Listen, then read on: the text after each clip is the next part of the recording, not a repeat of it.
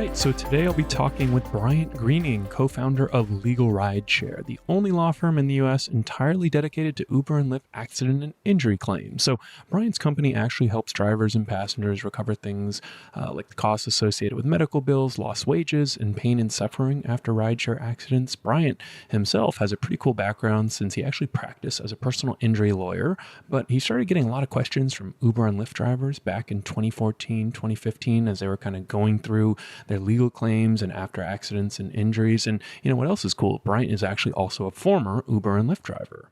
So on the podcast today, we'll chat about a few different things. What's changed since I last brought him on the podcast all the way back in episode 74 in 2018.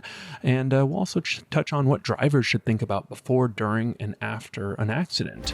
I think it is a very interesting service that you provide. And that's one of the reasons why a few years ago when we first started talking, I was so excited to basically partner with you guys, because I think it is such a valuable service that you are providing. Before we get into the kind of nitty gritty and the details of what you guys are doing, I mean, what's the biggest change you've seen, I guess, either firsthand from the business or just in general in the industry in the past 2 years? Well, the industry is growing exponentially. We are hearing more and more drivers getting on the road. And, you know, I know anecdotally there's people who talk about drivers leaving the game after a few months. There being a lot of turnover. What we're seeing are drivers who are sticking around. You know, we talk to drivers every day who have been driving rideshare as their exclusive means of income for several years. This is their business. And when an accident happens and they're taken off the road, these people are left without any income. They're left without any means of putting food on the table. And as rideshare becomes more ingrained in their life, you know, they've been doing it exclusively for several years, there's no other means for them to provide. Got it. Yeah, it does seem like if people are able to really figure out rideshare, they can kind of keep doing it, you know, through the bumps and the valleys and, you know, anything that Uber and Lyft might throw at them, and kind of just make things work and figure it out. Yeah, you know, so when a driver is taken off the road, whether it be because their vehicle's damaged or they've got an injury that prevents them from driving, a lot of times it's a feeling of helplessness and it's a feeling of being lost. And we are seeing that over and over where drivers call us and they say, what do I do? And really that's why we're here. You know, we answer those questions and we put you hopefully on the path to one, physical recovery, and two, financial recovery. Yeah. So if I'm a driver and I get into an accident, what are my steps? How do you engage typically with these drivers? Well, there's two things to think about. One is general accident advice, and two is if you're injured. In every accident scene, you want to call the police right away to make a report. The police report is really the most important piece of evidence in your case because it happens at the scene or soon thereafter. You're documenting, you know, what happened, the parties who were involved, what the vehicles looked like. You're getting passenger contact information, which can sometimes be really difficult to find after the fact. So that needs to be step one. So is there anything that, I guess that's what happens once you get into accidents. Is there anything drivers do beforehand? What have you seen? Like, what's sort of the number one or two recommendations? I know we've always told drivers they should get a dash cam and I guess proper insurance too. I'm assuming those are helpful. I'm curious to know if it is a must get or not. That's it. When you drive for Uber or Lyft or any other rideshare company, you need to understand that you're an entrepreneur. You own your own business and you need to ensure that you protect that business.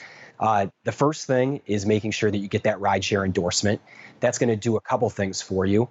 One, it's going to fill gaps that the Uber and Lyft insurance policies have in terms of property damage coverage.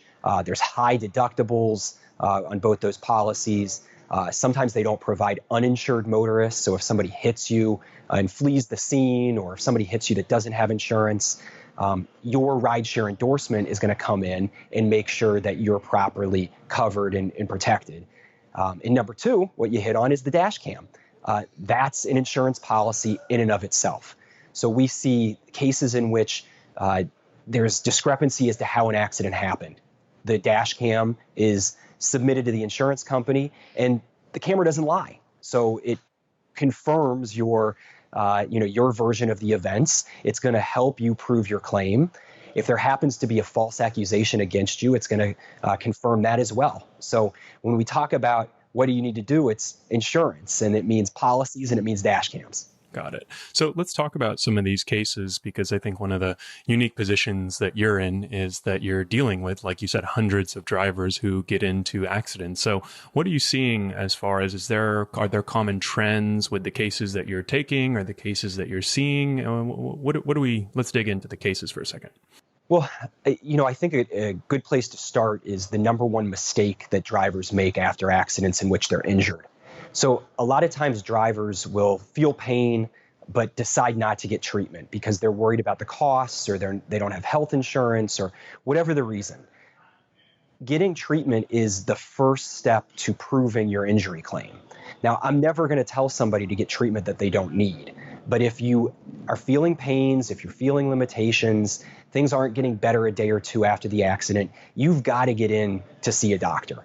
Whether it's a hospital, a primary care doctor, in urgent care, it doesn't really matter, but you're starting the process. And when insurance companies ultimately decide whether you've got a valid case, whether your injury claim is worthy of compensation, they're going to want to know, how soon after the accident did you go get that treatment? And if there's a large gap, they're much more likely to deny your claim.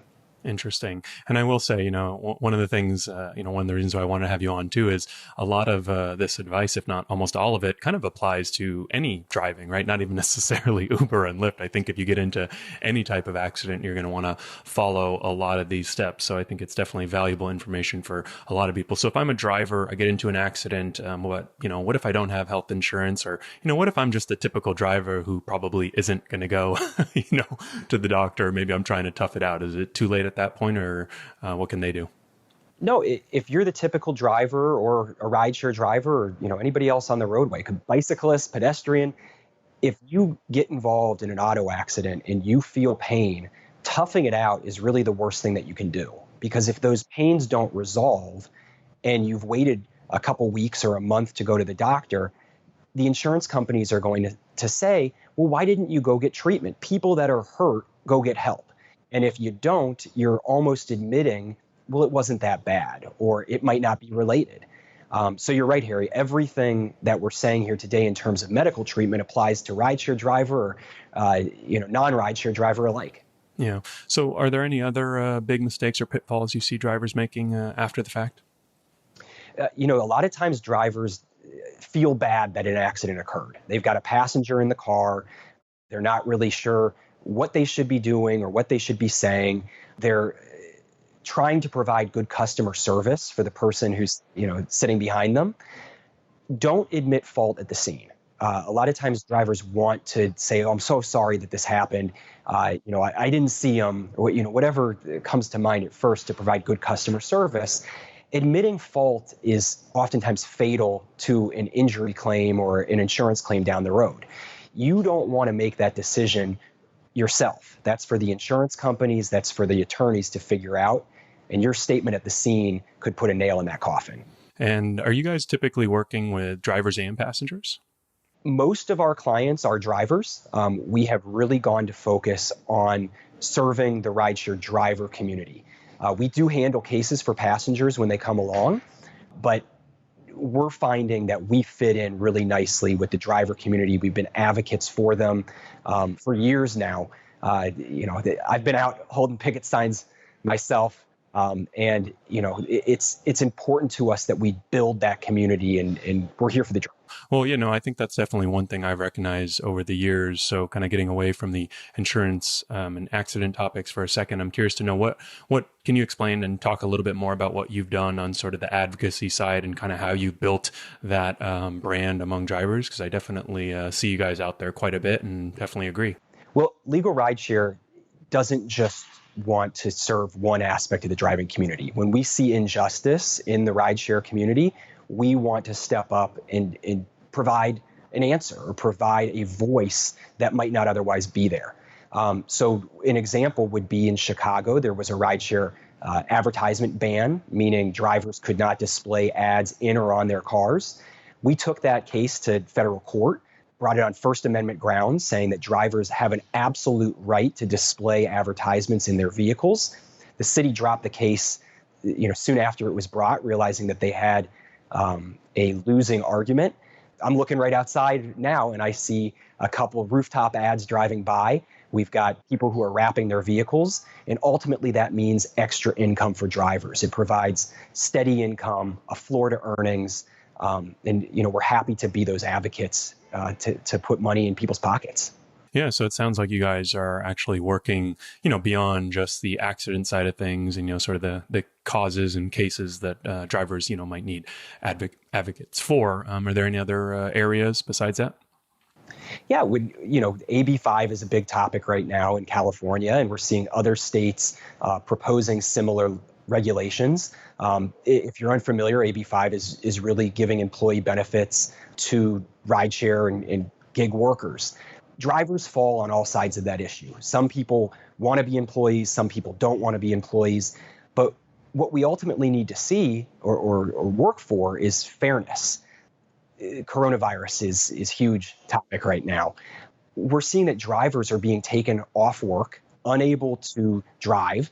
Rideshare companies are saying, if you feel ill, don't work. And for an extended period of time, they were not providing compensation. They were assuming that the driver somehow had the means to stay at home and not work their 9 to 5 or 5 to 9, whatever hours you're working. We stepped up. We provided a sick day program where we provided compensation to drivers who were medically diagnosed with the flu or diagnosed with coronavirus, to at least provide that, again, floor. We want people to be able to keep their heads above water. With the advocacy that several other organizations, Uber and Lyft have stepped up, and at least they've now got a little cushion for the drivers. Are there any other sort of, I guess, like unique legal opportunities for you to advocate on behalf of drivers, or do you find those just sort of more general? We're talking about driver rights, driver benefits. And if there's a situation in which a driver feels like their rights have been violated, we're certainly interested in hearing about it. We hear about deactivations, we hear about false accusations. These are topics that are important to our community because they affect drivers' ability to work, to keep work, and to feed their families. So, we have been looking at this from all different angles, and if we can find avenues to assist a driver in keeping their employment status, keeping their ability to get behind the wheel, we're going to take that opportunity, and we're happy to do it. So are you guys primarily working with drivers in Illinois, or how do you handle cases that come in from outside Illinois? So we're based in Chicago. Our office space is in Chicago, but we help drivers nationwide. And we can help navigate insurance claims. We make claims for drivers with lost wages, with medical bills in all 50 states. So do not hesitate to give us a call because there's a good chance that we can assist you. And if for some reason that distance barrier, you being in, say, California and us being in Illinois makes it so that we aren't the best option for you, I've got contacts nationwide who will be able to assist. One observation I've had since you last came on 2 years ago is that it seems like there are a lot of other lawyers, big law firms, small firms that are really looking at, I guess, what do we call this? The Uber and Lyft injury, space. What do you call this space? Personal injury lawyers that, I guess for whatever reason have identified Uber and Lyft as this big opportunity for them. And I kind of joke sometimes that I get like an email every single week from a different lawyer asking me about, can you mention our services for free or whatever to all your drivers. And I usually, obviously ignore them, but, it's just funny. It seems like the amount of interest in this space has really heated up in the past 2 years from the actual lawyers. I'm curious to know why you think that is. Well, lawyers are looking for opportunities. And when they see a bunch of drivers on the road, they recognize that those drivers may be involved in accidents that either they cause or somebody else causes. And, that's an opportunity for some law firms. What we've done is made our entire practice based on rideshare. We are LegalRideshare. These other firms that you see are Smith & Smith or Johnson & Johnson or, whatever two names you want to put in front of that law firm. Sometimes three. Sometimes three if they're really successful, right? We want to make sure that our focus is the rideshare community. And, we navigate these cases all the time. The truth is, another injury attorney probably could figure it out, but we know how to get you what you need as quickly as possible. We've got the contacts at the rideshares, insurance companies. We've got the contacts at the law firms that defend Uber and Lyft.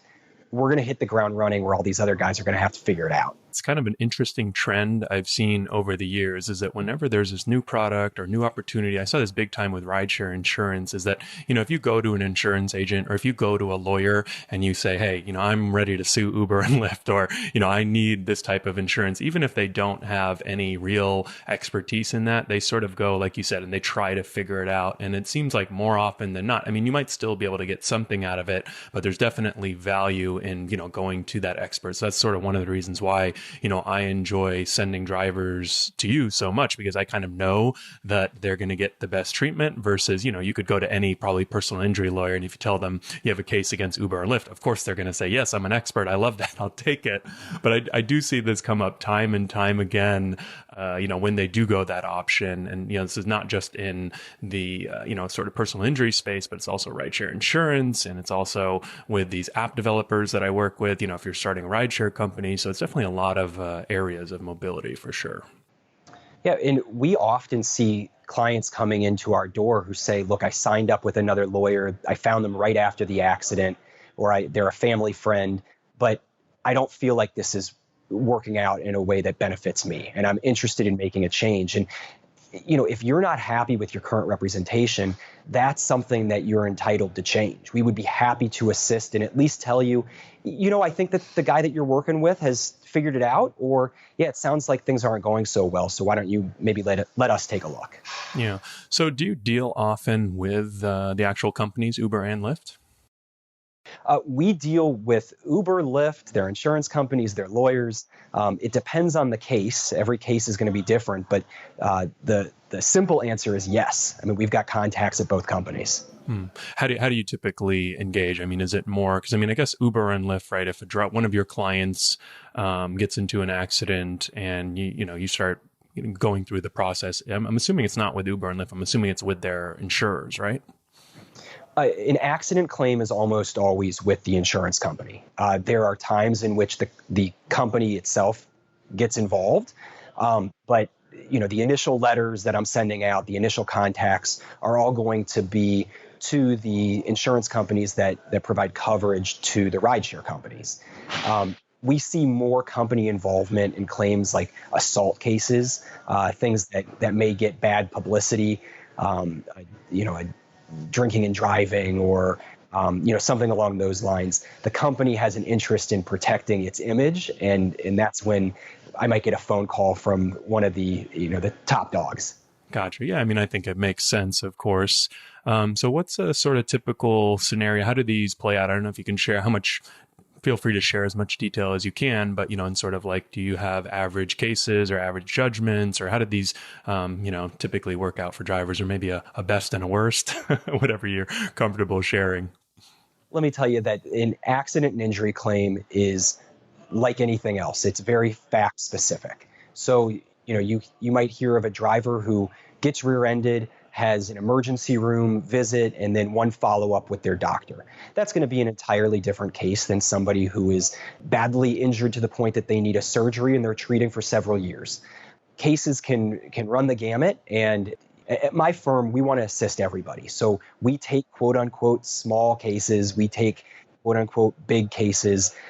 It's getting the driver the reimbursement, the compensation that they need that's really important to us, because that hospital bill for $5,000, that might eat at a driver just as much as the couple $100,000 that the person with the surgery has. If you can't afford to pay the bill, you need to get it taken care of, or else it's going to affect your livelihood and your happiness. Yeah. So typically if, I guess in the past, so I'll be honest, I've gotten into an accident or two in my life, not while driving Uber or Lyft, but I've gotten into an accident or two, and it was a pretty straightforward process. I think I ended up probably getting a check in the mail or taking my car in, and there were no, sort of real damages, I guess physically to myself, but it was probably a couple $1,000s in repairs. And that was that. What are drivers typically, when they're coming on the personal injury side? I'm assuming that it's a lot more than just the damage damage to their car, like you said, right? If there's hundreds of thousands of dollars of medical bills, what are they, I guess, entitled to, if that's the right word? Let me use your example as an example. If you have a property damage case in which you've got a bump to your door, or there's a situation in which even your car's totaled, drivers can typically handle those cases on their own. The attorney is not going to add enough value to that case to make it worth the attorney's fee. I say the same thing for cases in which a driver has very minimal treatment. So if you go to the doctor one time, the value that I bring to your case might not be enough to make it worth your time to bring me on. However, if that injury and the property damage combined keeps you out of work for a month, well, then we're talking about a different story. I tell drivers all the time, when you have more than one doctor's visit, when you've got some lost wages, that's where to come in and see us. Because it does sound like they're entitled to a lot more than, I guess the property damage, right? There's the lost wages, and I think it's called pain and suffering and all of that, right? Right. So after an accident claim, a driver is going to be entitled to the cost of the property damage, the cost of the medical bills, pain and suffering, which is actually the pain that you're feeling, and what we call loss of normal life, which is the inability to do activities that you could typically do. So some people might have an injury that keeps them from, cooking or cleaning or exercising or whatever hobbies you may have, say for 6 weeks. You're entitled to compensation for that because that altered your life materially. You are also entitled to any sort of disfigurement. So we have a client who just came in who suffered a pretty nasty cut to his face after a rideshare accident. That client is going to have a scar in the middle of his face. That's something that's changing his life. That's something that's changing his self-esteem. So we are ready to claim every element of damages that we can, and those are some, just to name a few. Obviously not a situation that anyone desires to be in, but if you are stuck in that situation, I think there's good reasons to sort of turn to the pros, turn to the experts who kind of know what they're doing. Is there a limit on the damages that you can get as a driver? I mean, for example, I know we always see that Uber and Lyft have a $1 million insurance liability policy. I don't know if that's a limit to maybe the damages that they might pay out, or how do these terms that we hear thrown around in regards to Uber and Lyft's insurance, affect things here? So generally speaking, Uber and Lyft would provide underinsured or uninsured motorist coverage to the driver. That's not often the first policy that you go after. If there's an at-fault driver who has insurance, you go through that driver's insurance first. And if your damages reach that driver's policy limits, say they've got a $25,000 policy, you collect that, and then you can go to Uber for that underinsured coverage. And Uber would then provide up to $1 million, depending on your injury. It's important to note that just because Uber has $1 million doesn't mean you're going to get $1 million. That's going to be the cap at the value of your claim. Yeah. And so I know for a while, Uber's insurer was James Rivers. And I think we actually wrote an article earlier in the year that kind of announced that James Rivers, I think, was dropping Uber, and which made me, assume that, wow, there are a lot more accidents happening than probably these guys want to deal with. I'm curious to know, just at a high level, what you've seen, in sort of whether it's accident rates or sort of the willingness to insure Uber and Lyft, since you're definitely someone in a unique position to have that insight. Well, with James Rivers specifically, it's been really interesting to watch their change in attitude throughout this, rideshare experiment, for lack of a better word. When we opened up in 2015, James River was it. That's who we were dealing with for almost every Uber claim. And it was actually a pleasure to work with them. I thought that they looked at cases fairly. I thought that they appropriately evaluated the value of the case. And, 99% of the time we were able to resolve a case to everybody's satisfaction. The driver, got what they deserved. As time went on, I noticed that they started to get a little bit stingier, that they started to look at things a little more closely and assert some legal defenses that I thought might not be valid, or at least we're on shaky ground. And then here we are today. They're fighting everything. So today more than ever, you need that lawyer advocating for you, because the insurance companies are looking at things with a pretty skeptical eye. And I think that has a lot to do with, like you said, the number of accidents that came through, and also the relationship with Uber that deteriorated.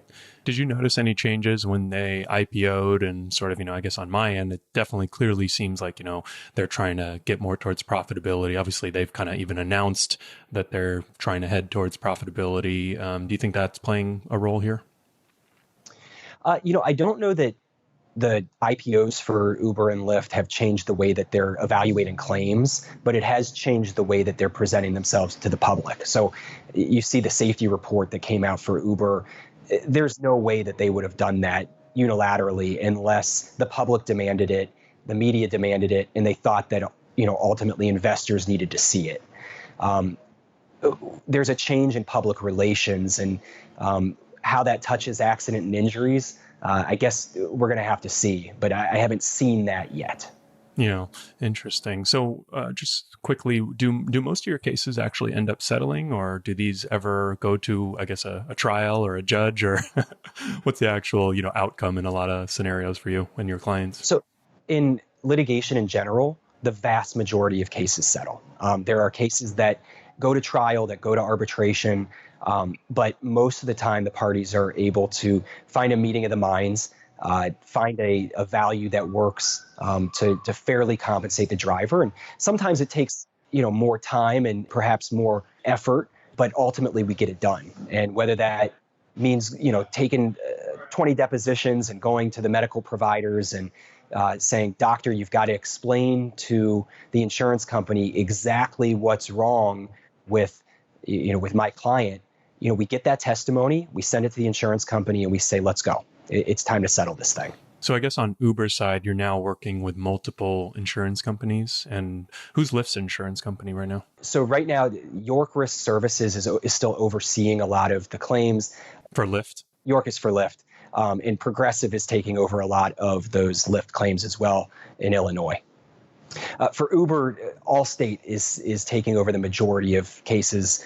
There are also claims, in other states. We're seeing other companies pop up here and there, but the vast majority is Allstate. Interesting. Yeah, no, it was interesting, because I think I've heard from others that have told me similar that, James Rivers has kind of gotten a little stingier over the years.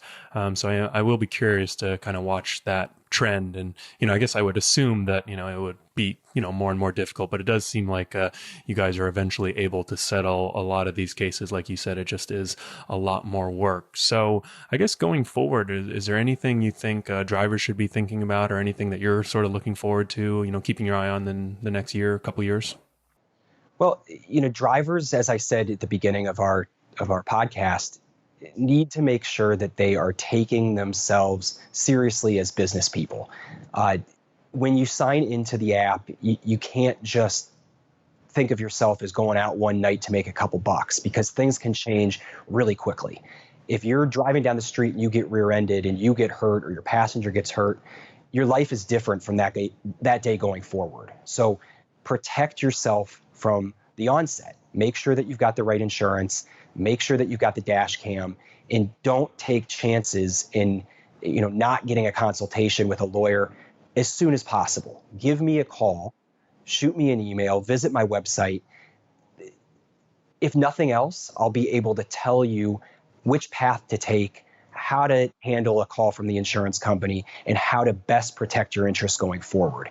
If you wait a week, if you wait a month, it's going to be harder. So there's just simply no reason to wait. Yeah, and we'll definitely leave a link to your information in the show notes. Is if drivers want to get a hold of you, or just anyone in general curious to learn more about your services, where's the best place? I guess I'm looking at you right now and I see @LegalRideshare. So I assume if I type that into any search box, you guys should pop up, but maybe you have more specific contact info we can leave in the show notes. So LegalRideshare.com is our website, and on there you can actually send us a message directly. It's going to come to my inbox. Don't hesitate to reach out there. You can call us at 312-767-7950. And you can also email us at help, H-E-L-P, at LegalRideshare.com. Every single one of those contact forms is going to get back to me, and I will reach out to you to make sure that you're taken care of. Very cool, Bryant. Well, I appreciate all the work that you're doing for drivers, and hopefully we can catch up again in the future. Thanks, Harry. It was great chatting with you.